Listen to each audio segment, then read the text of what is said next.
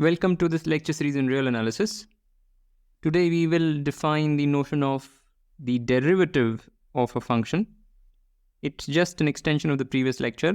We will not see how to calculate derivatives, but at least we will define them and show that if a function is differentiable, then it is continuous. Okay, so let me recall a few things.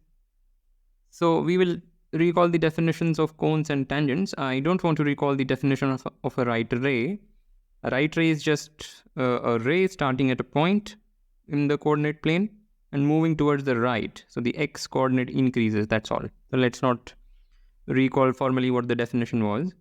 Now suppose we are given a right ray rho with slope m. Slope m meaning the slope of this line is m, which means that tan of this angle is m. Okay, so if we have a right ray starting at the point a comma b with slope m, the epsilon cone about rho is defined as the following complicated looking thing, but what is the idea? You draw a ray with slope m plus epsilon, you draw another ray with slope m minus epsilon, and everything that is sandwiched in between is this guy. So note that x is greater than a. So the point a comma b is not there in the epsilon cone. The point a comma b will be referred to as the apex of the cone, but apex of the cone is not there in the cone. Alright, so that's the definition of a cone. And then what is the definition, or what was the definition that we gave of the tangent or the right tangent to the graph of a function? Suppose f is a function defined on some interval, and we have a point a in the domain, but a is less than the supremum of I, so that it is not on the boundary. Okay, so suppose a is such a point, and therefore on the graph we get the point a comma fa. And then suppose somebody draws a right ray rho starting at the point a comma fa, and this rho has slope m. Suppose this rho has slope m. We say this right ray is a right tangent to the graph of the function at the point a comma f of a if for all epsilon greater than 0 there exists delta greater than 0 such that the graph of the function restricted to this delta neighborhood, the right delta deleted neighborhood if you want, this is contained in the epsilon cone about rho. So no matter how stringent a cone you draw about rho, some part of the function respects that cone. And this should feel like a right definition. We talked about it at length. So that was the definition of the right tangent at a point on the graph. Similarly, you can define left tangent and you can define all right. So these are some problems for practice. And now let us get started. Okay, so we will define what is meant by a right differentiable function. Fix a function from an interval I to the real numbers and fix a point a in the domain of the function where again a is less than supremum of I. Then we say that f is right differentiable at a if there is a right tangent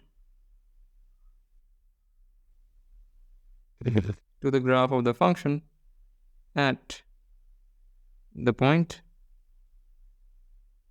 a comma f of a. Very simple definition. And what is the right derivative? So suppose you have a right differentiable function, then the right derivative at a is defined as the slope of the right tangent.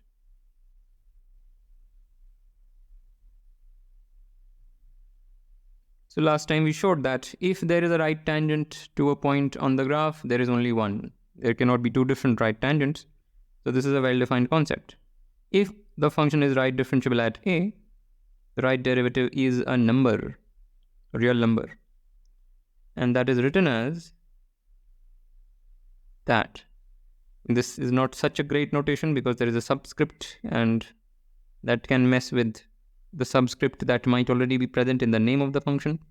But anyway, this is the notation that we'll use for now anyway. So, okay, so much for this. And similarly, you can define the left versions, left derivative, left tangent, left differentiable, left derivative, and the corresponding notation. The notation would be f prime, then write a little L below and A. Fine. So we have done that. And now what about differentiability? We have a function defined on an interval I. A is any point on the in the interval. We say f is differentiable at A if, and there are three cases that we need to take care of. If case 1, A is strictly between the infimum and the supremum.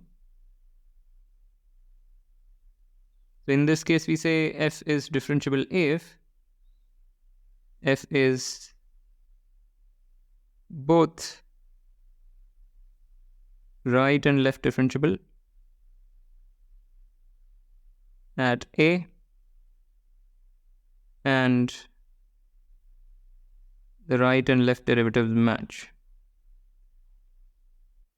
So all this is saying is the following. You have the graph of the function. You have a point a comma f of a on the graph.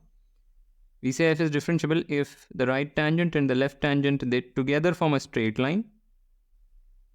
They exist and they together form a straight line. That's what it is saying. So this is for the points which are here. For the point which is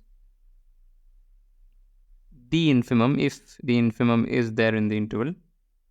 So here there is no question of left differentiability. There is only right differentiability. So we just say f is differentiable if f is right differentiable. And lastly, if A is the supremum,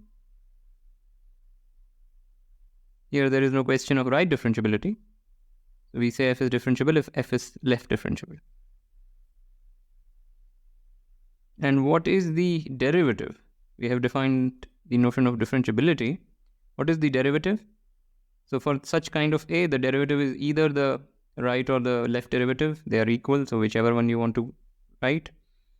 If A is the infimum, then there is no left derivative, so you just take the derivative to be the right derivative. And here you take the derivative to be the left derivative. That's it. So I hope these definitions are clear. Okay. So we can proceed. So we need to recall the notion of right continuity. We did not discuss these things in great detail. So let me recall the definition. Fix a function defined on any subset S of reals. We are not insisting that it is an interval. The notion of continuity we defined for arbitrary subsets. So we have a function on an arbitrary subset of reals mapping into reals, and S is a subset of the reals. We just said that. And fix a point A in the domain. We say f is right continuous at A if, so let's say this point is A. I should have drawn it. Maybe I'll draw it.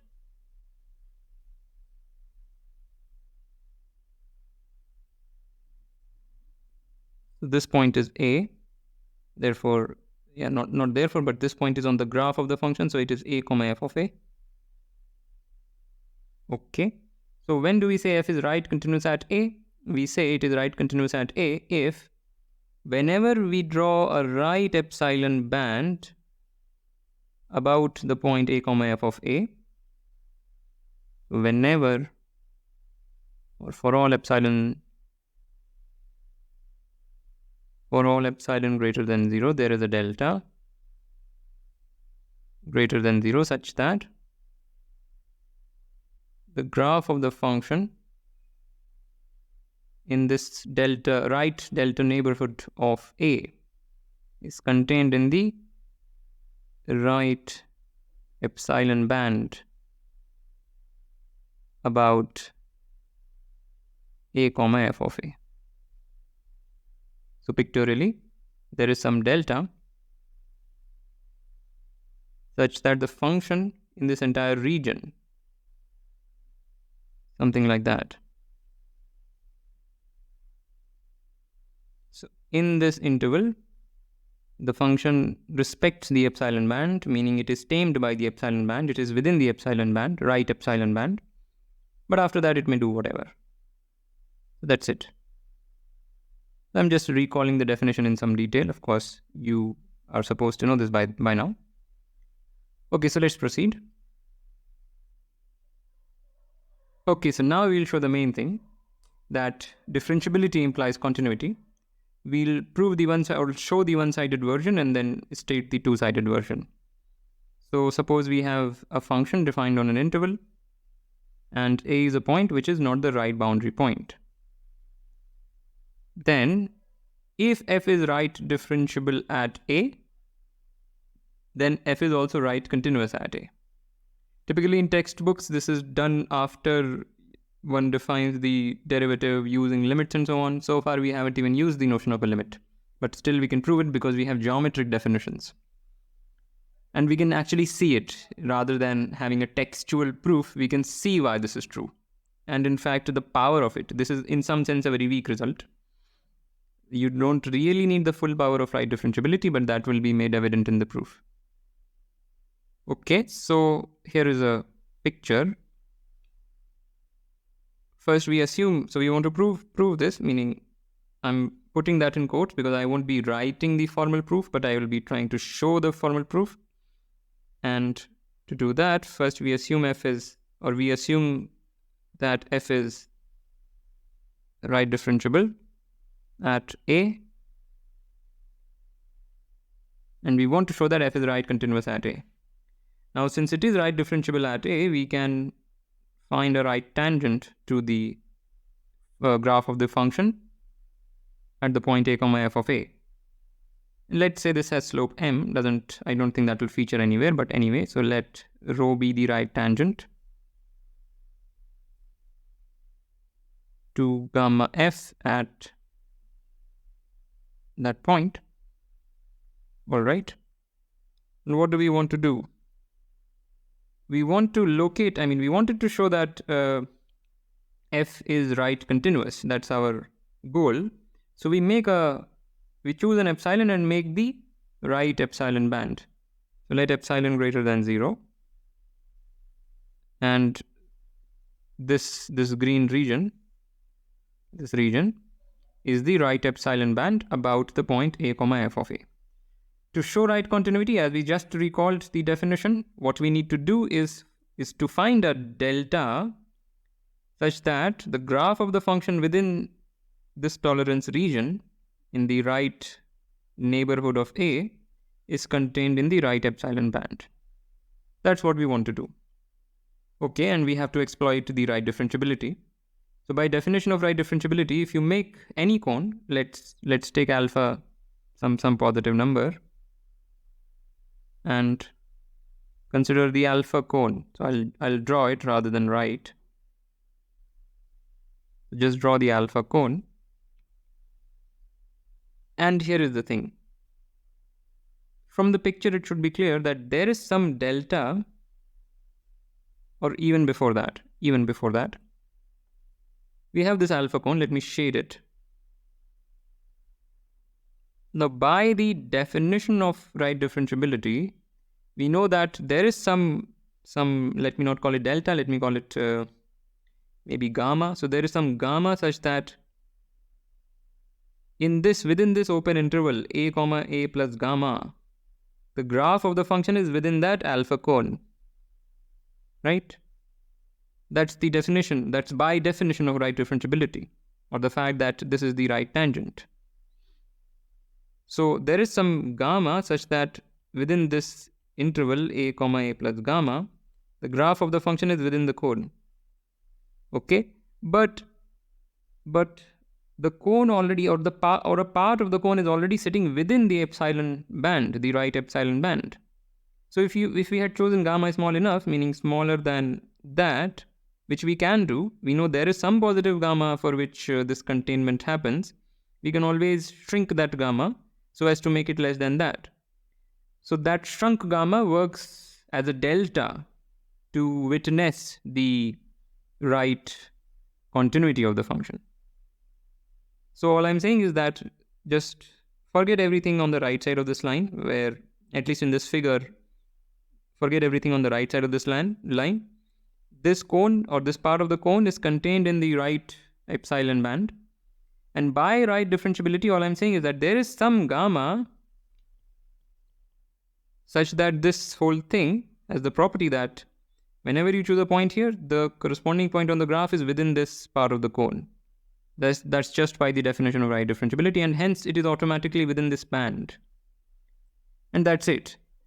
The whole point is that cones can be fit inside bands up to some tolerance region. In this figure, that is the tolerance region. And then you just exploit the notion of right differentiability. Immediately you see the containment that you need to establish right continuity. Okay, so I hope this is clear. You can write down this in excruciating detail and have a formal proof, but this is the convincing argument. I mean, you should be able to see why right differentiability implies right continuity. Writing all that formalese will not make anything more clear, but it is a good exercise to do it if you find proof writing somewhat troubling. Okay, so I hope this is clear, and the two-sided version is, again, we have a function defined on an interval, and a is any point on the interval. If the function is differentiable at a, then the function is continuous at a. So this is an exercise, just a two-sided version of the previous one. Okay, so with that, I want to end this lecture. As usual, like, comment, share, subscribe, and I will see you next time.